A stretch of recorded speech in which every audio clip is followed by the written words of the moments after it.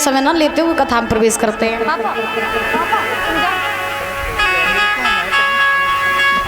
परीक्षित जी अब बड़े ध्यान से सुनना, ठीक है?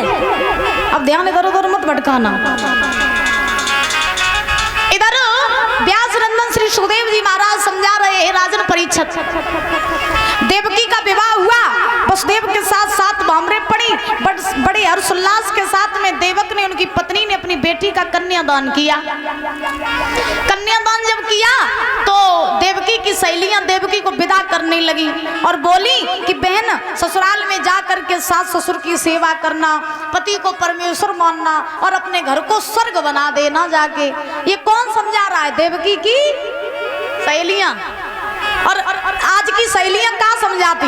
जब बिटिया को ब्याह होवे तो आजकल की सहेलियां कहती हैं कि देखो तुम्हारा ब्याह हो जाए रो और तुम जा रही हो ससुरे, तो तुमसे तुम्हारी सास कछु कहे सो चुटिया पकड़ के अलग चूल्हो दादी हो। हाँ, काऊ से दब के ना रहियो, काऊ से डरियो मती। कोई तुमसे कछु कहे तो हमें बताइयो, हम तुम्हें तुरंत घरे बुलवाए लिए। महाराज देवकी की सहेलियां विदा कर रही हैं, तब तक देवकी की माँ आ गई। देवकी की माँ आई तो देवकी अपनी माँ के गले से लग करके रोने लगी। जैसे ही रोने लगी तो देवकी ने कहा, माँ तूने मुझे खिलाया पिलाया बड़ा किया, इस आंगन में मैं पली बड़ी, और आज तू मुझे अपने से पराया कर रही है। माँ मैं कैसे रहूंगी तेरे बिना? तो देवकी की माँ ने कहा, बेटी तो कभी किसी गरीब की भी घर में कुंवारी नहीं रहती है, तुझे ये घर छोड़ करके जाना तो पड़ेगा। तो आज महाराज देवकी की मैया समझा रही हैं, बेटी ससुराल में जाना तो बड़े हिसाब से रहना, सास ससुर की सेवा करना, पति की सेवा करना, और ससुराल में किसी भी तरीके की शिकायत मेरे पास में आनी नहीं चाहिए। देवकी की माँ ने कहा।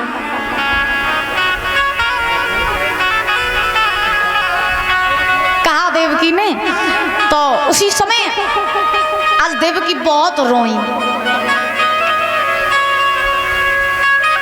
जब देवकी बहुत रोई तो देखिए हर माँ का ये फर्ज है, मैया बड़े ध्यान से सुन लेना मेरी बात, दैया सुन ले, आज तो तुम सुन ही नहीं रही हो।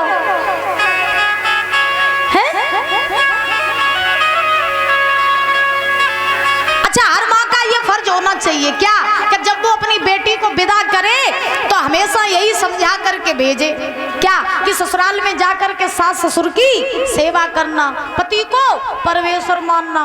लेकिन आजकल की जे कहाँ समझाती हैं? अगर नेको खटपट हुई सास से तो फोन कर देती है बिटिया मम्मी, तो मम्मी आज मेरी सास लड़ी हमसे, सो मम्मी का कहती चिंता ना करो भैया हम पठहरा लला को और तो भैया घरे बुलवा लिए, परेशान ना हो, डराए कि ना राज तेरी सास को तो हम देख लिए बाद में, ऐसे कहती है ना। हर माँ को अगर आजकल घर बिगड़ रही हैं तो किसके पीछे? मायके वाली अम्मा के पीछे। सही बता रहे हैं आपको हम। आजकल की माताएं बिटियां की शादी कर देती, फिर ये लड़कियां आती ससुराल में, और जब लड़कियां ससुराल में आती हैं तो आते ही आते एक एक घंटा ये मायके वाली अम्मा फोन पे लगी रही। अब इन तक जब पूछी जाए कि तुम एक एक घंटा बात किन तक करती हो, सोचने वाली बात ये है, पूछा जाए कि एक एक घंटा बात किससे करती हो, क्या बात करती हो, तो हर माँ को अपनी बेटी को सिखा पढ़ा करके भेजना चाहिए। हर माँ अगर अपनी बेटी से कहे कि ससुराल में सास ससुर की सेवा करना, पति को परमेश्वर मानना, तो दादा ये जितने वृद्धाश्रम खुले हुए हैं ये सारे वृद्धाश्रम बंद हो जाएं। लेकिन आज के कलयुग की अगर बात करी जाए तो ना सासें कम है ना बहुएं कम है। सही बात है, आजकल ना सासें कम और ना बहुएं कम।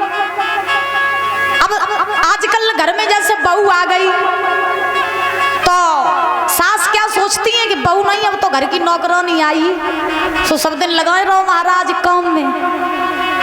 जैसे ही घर में बहू आती है तो एक लिस्ट बना करके दे देती है सासू मैया, क्या इतने टाइम डिनर चाहिए, इतने टाइम लंच चाहिए, इतने टाइम ब्रेकफास्ट चाहिए, इतने टाइम कॉफी, इतने टाइम चाय चाहिए।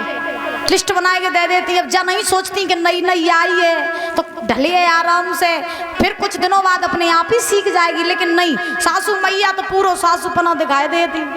तो देखो, अगर आपके घर में महाराज कोई बहू आए तो फिर बहू को बहू ना समझो, क्या समझो? बेटी।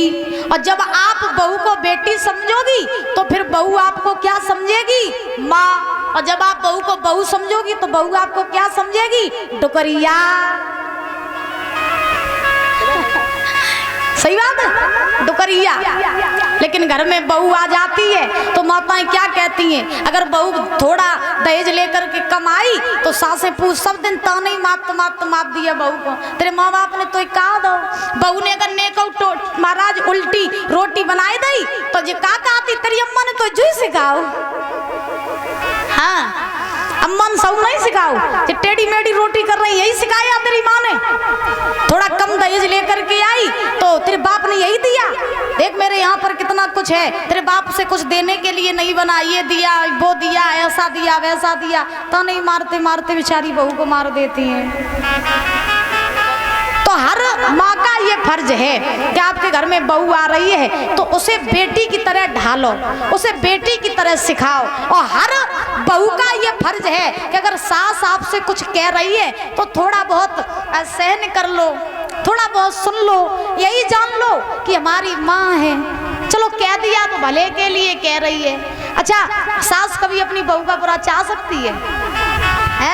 कोई अपनी लड़का बहू को बुरा चाह सका?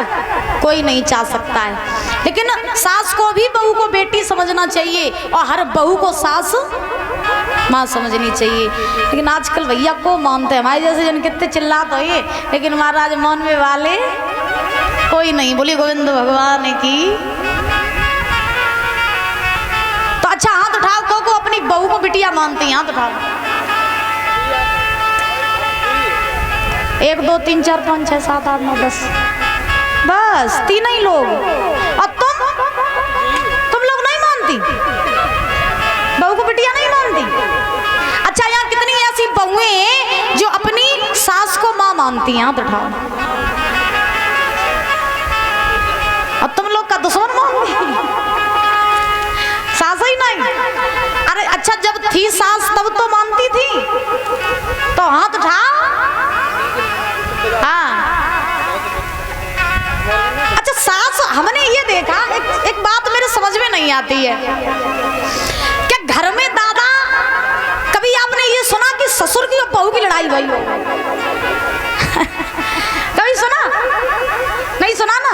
सास बहू की लड़ाई का हो, क्योंकि सासें ना कहीं महाराज थोड़ी ज्यादा ही एक्टिव रहती है हमेशा।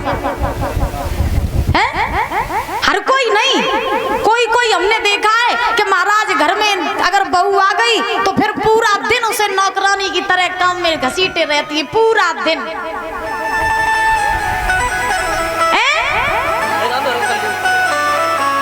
को काम नहीं करो चाहत, लड़किनी काम तो करो चाहती है जब तुम करवाओ,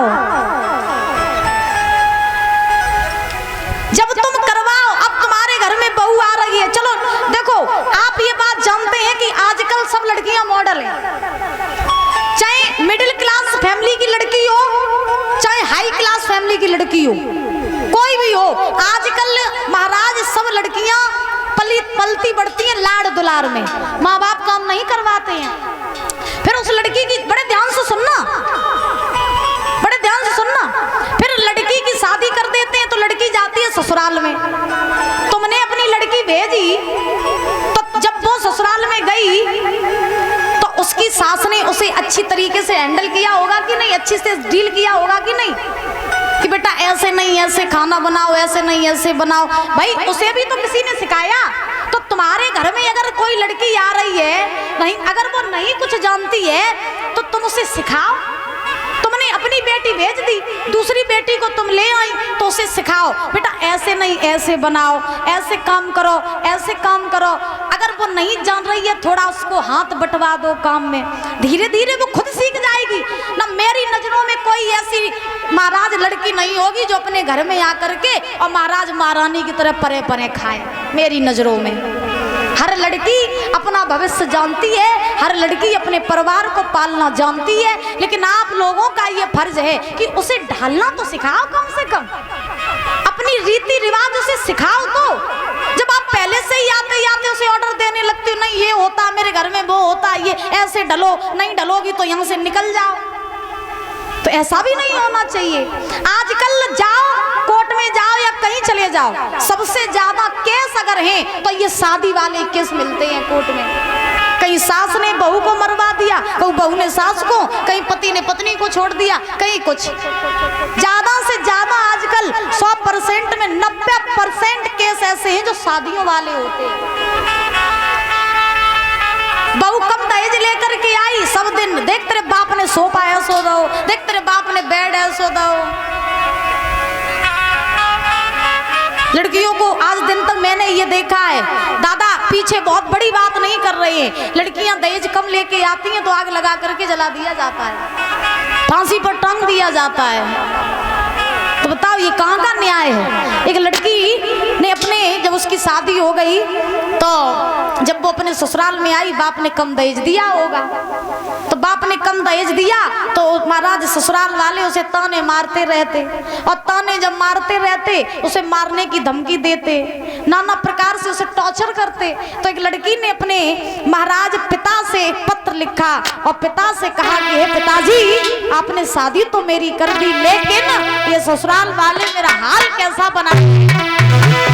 क्या बाबूजी मेरे सास ससुर ने और करे कमरे में बंद, और तेल की कट्टी लेके आई मेरी छोटी नंद, और लगाई गई दिया सलाई, मुझे जिंदा दो जलाई, लगाई गई दिया सलाई, मुझे जिंदा दो जलाई।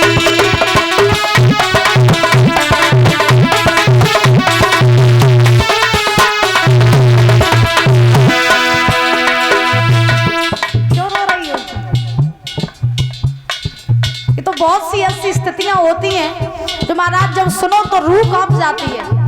लड़की क्या गई है, पिताजी शादी तो आपने कर दी, लेकिन आपको नहीं पता है आज ससुराल में जब हम आए हैं तो सास ससुर हमें ताने देते हैं, हमें मारते हैं। हमारी ननंद तेल की कट्टी लेकर के आती है, कहती है तुझे आग लगा देंगे, तू ये लेके आई वो लेकर के आई। तो कहा वो बाबूजी मेरे सास ससुर ने करे कमरे में तेल की कट्टी लेके आई मेरी छोटी, लगाई गई दिया सलाई, मैं जितना तो जलाई, लगाई गई दिया सलाई, मैं जितना तो जलाई।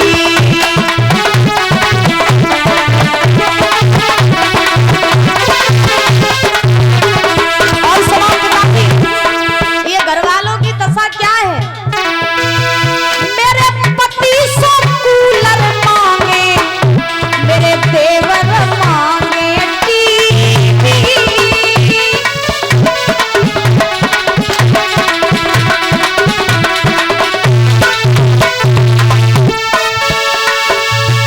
और सास फ्रिज को मांगे, मेरा पिता पे बहुत गरीबी।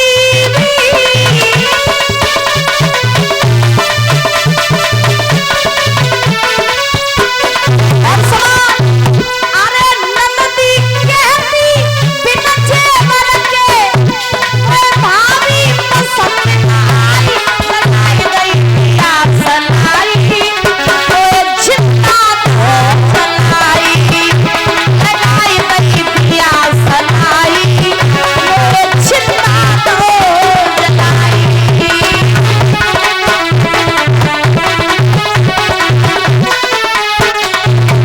और सुनो, मेरी सास कहती है कि तेरे बाप ने फ्रिज ऐसा दिया, देवर कहता है टीवी ऐसी दी, पति कहते हैं ये चाहिए था वो चाहिए था, तेरे बाप ने नहीं दिया, और आज इसी कारण से मुझे जला दिया गया। लेकिन जल रही थी, तब ये सब अपने दिलों पर पत्थर रख करके मुझे जलता हुआ देख रहे थे। याद रखो, एक बाप का दर्द क्या होता है वो वही लड़की समझ सकती है जो महाराज अपने बाप से प्रेम करती है। याद रखो, कहा जाता है दर्द क्या है सीने में ये पसलियां समझती हैं, और बाप की गरीबी को लड़कियां समझती हैं। हर बाप अपनी लड़की को अपनी औकात से ज्यादा दहेज देता है, लेकिन धन्य है ये ससुराल वाले जो उसे जीने नहीं देते हैं। उस लड़की ने कहा,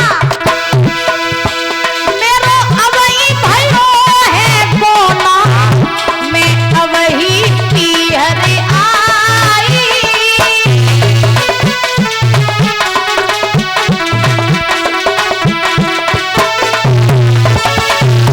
मैं चलती नहीं आंगन में, पोते फट गए निरमोही।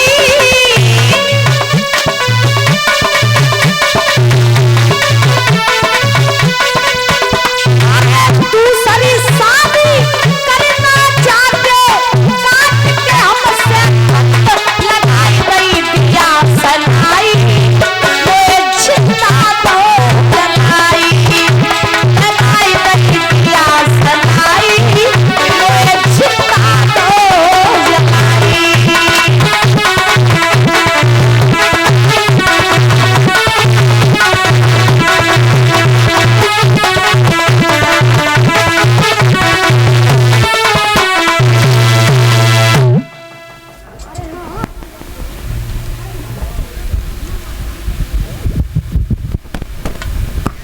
महाराज आज ध्यान रखना, व्यास नंदन श्री यशोदेव जी महाराज समझा रहे हैं, हर माँ का फर्ज है कि अपनी बेटी को जब विदा करे तो सिखा करके भेजे कि ससुराल में जाकर के सास ससुर का सम्मान करना, और जब लड़की ससुराल में आ जाए तो हर सास का ये फर्ज है कि अपनी बहू को अपनी बेटी के समान रखना, और हर बहू का ये फर्ज है कि अपनी सास को अपनी माँ के समान रखना। सीधी सी बात ये है। बात समझ में आ गई?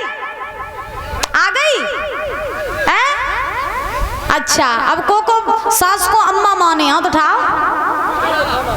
देखो, अगर नहीं हाथ उठ रही हो महाराज देव